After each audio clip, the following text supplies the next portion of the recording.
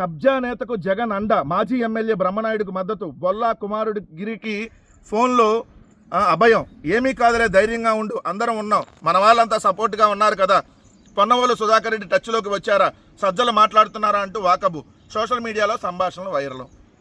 బోళ్ళ బ్రహ్మనాయుడు గారు ఎటువంటి తప్పు చేయలా. సో నువ్వు అన్నావు కదా కబ్జా నేతకని, నీ ఉప ముఖ్యమంత్రి కోడి చెరువు కబ్జా చేశాడు పక్కన.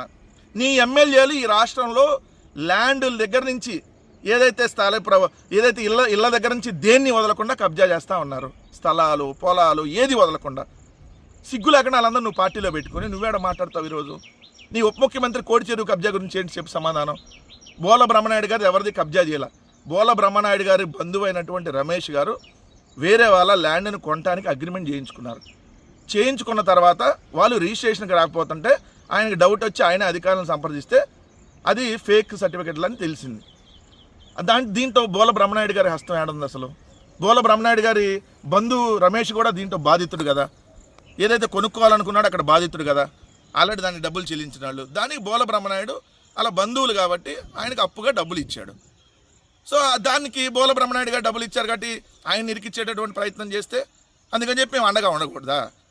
ఆయన కబ్జా చేయలేదు కాబట్టి మేము అండగా ఉన్నాం. ఎస్, ఖచ్చితంగా చెబుతా ఉన్నాం. బోళ్ళ బ్రహ్మనాయుడు గారికి వైఎస్ఆర్ కాంగ్రెస్ పార్టీ అండగా ఉంది, ఉంటుంది. నీ చేతనైన చేసుకో, నీ చేతనైనటువంటి రాతలు రాసుకో అని చెప్పి ఈరోజు చంద్రబాబు నాయుడు గారికి చెబుతా ఉన్నాం. దాంతోపాటు ఆయన ఇంకేమంటాడు, ఇక్కడ డిఎస్సి గురించి మాట్లాడతాడు. హారిజాంటల్ రిజర్వేషన్ జగన్ పనే, వైసీపీ హయాంలోనే రిజర్వేషన్ చీవో, నాటి నుంచి ప్రతి నోటిఫికేషన్లోనూ అమలు. అసలు మేము అడిగేది ఏంటి, నువ్వు ఇక్కడ రాసేదేంటి? హారిజాంటల్ రిజర్వేషన్ కాదు, 1:1 రేషియోలో నువ్వు పిలిచి కాల్ లెటర్లు ఇచ్చి వాళ్ళకు ఉద్యోగాలు ఎందుకు ఇవ్వలేదని అడుగుతున్నావు. అనేక రకాల 38,000 మంది గ్రీవెన్స్లో ఏదైతే వాళ్ళకి డౌట్లు ఉన్నాయి, వాళ్ళకి సంబంధించిన అనుమానాల మీద వెళ్ళారు.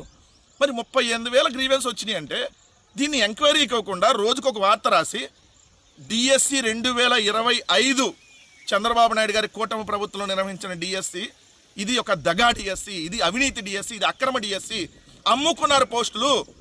శాప్ చైర్మన్గా ఉన్నటువంటి రవినాయుడు హస్తం దీంట్లో ఉంది, మంత్రి లోకేష్ హస్తం కూడా ఉంది.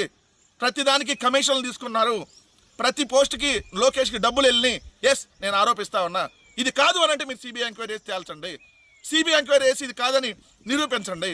అంతేగాని తప్పుడు కేసులు పెట్టి అరెస్ట్ చేసి భయపడదాం అనుకుంటే ఎవడో ఇక్కడ భయపడ్డం. మీరు ఎన్ని రకాల వార్తలు రాసినా డిఎస్సిలో అక్రమాలు జరిగాయనేది వాస్తవం.